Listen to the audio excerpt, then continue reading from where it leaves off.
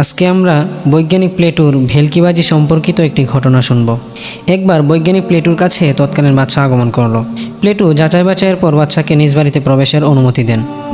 সাক্ষাৎ শেষে বাদশা যখন চলে যেতে উদ্যত হলো, তখন প্লেটো বলল, বাদশা, আমি আপনাকে একবার দাওয়াত করতে চাই।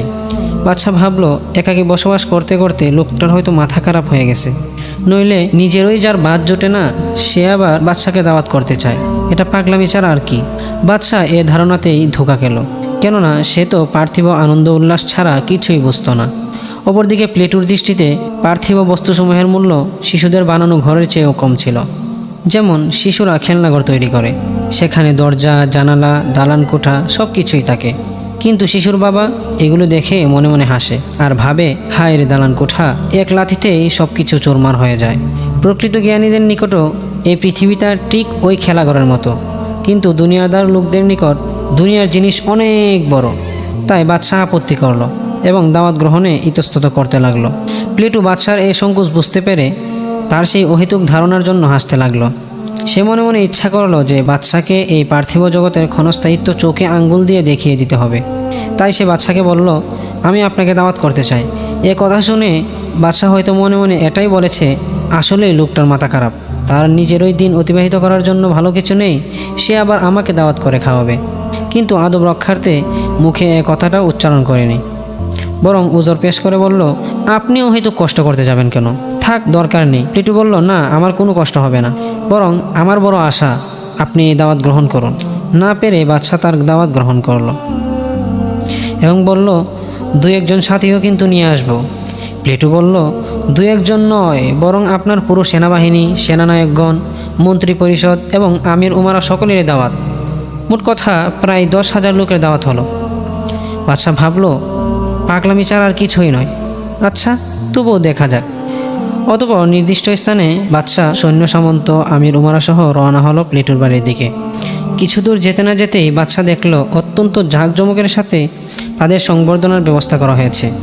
রাস্তার দুপাশে ফুলবাগান, গাছের পাতাগুলো ঝুঁকে ঝুঁকে যেন তাদেরকে সালাম করছে, তাদেরকে কুর্নিশ করছে। চাঁদনি রাত, চারদিকে হাজারো রঙের প্রদীপগুলো জ্বলজ্বল করে জ্বলছে। চারিদিক নাচ গানের আওয়াজে মুখরিত, নানা ধরনের পানির ঝর্ণা, আরও কত কিছু, সব মিলে এক বিস্ময়কর মনোমুগ্ধকর দৃশ্য। বাদশা এসব দেখে হতবাক। হাই খোদা, এখানে তো কখনো শহর ছিল না, এখানে তো কখনো শহর ছিল না। যাই হোক, বাদশা সবাইকে নিয়ে আগমন করলো। প্রত্যেকের জন্য আলাদা আলাদা কামরার ব্যবস্থা করা হলো। প্রতিটি কামরা বহুমূল্যবান আসবাবপত্র, লাল গালিছা, ঝাড়বাতি ইত্যাদিতে সুসজ্জিত। প্লেটো নিজে এসে বাদশাকে স্বাগত জানিয়ে তার কৃতজ্ঞতা প্রকাশ করলো।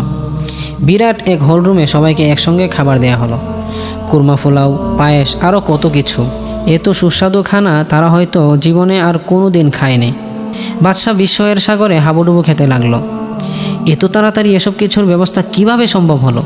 লোকটির অবস্থা তো জরাজীর্ণ, দেখলে টাকা পয়সা কিছু আছে বলে মনে হয় না। খাওয়া দাওয়ার পর আরাম আয়েশ ও চিত্ত বিনোদনের ব্যবস্থা করা হলো। সকলেই যার যার কামরায় প্রবেশ করলো। প্রতিটি কামরায় ছিল নানা ধরনের আসবাবপত্র দিয়ে সুসজ্জিত। এছাড়াও মনোরঞ্জনের জন্য প্রতি কামরায় একজন করে ষোড়শী যুবতীরও ব্যবস্থা করা হয়েছে। তারা তো আর সুফি দরবেশ ছিল না, ছিল দিনদার। তাই সকলেই আনন্দ উল্লাসে মেতে উঠল।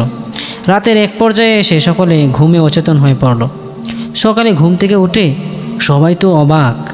সেখানে গাছপালা, বাগবাগিচার কোনো নাম নিশানাও নেই। আছে শুধু কতগুলি পাথর, আর প্রত্যেকের বিছানায় পড়ে আছে একটা করে খড়ের পুতুল। এগুলো দেখে সকলেই লজ্জায় মাথা নিচু করে ফেলল। স্বয়ং বাদশারও একই অবস্থা হলো। প্লেটো এসে বাদশাকে বলল, দেখলেন তো, এই হলো দুনিয়ার চাকচিক্য, যা নিয়ে আপনারা গর্ব করে বেড়াচ্ছেন। সম্পদ তো আজ আছে, কাল নেই, তো অহংকারের কি দরকার? এটা স্বপ্নের জগৎ ছাড়া, এই দুনিয়া স্বপ্নের জগৎ ছাড়া আর কিছুই নয়। এর কোনো বাস্তবতা নেই, এর কোনো বাস্তবতা নেই।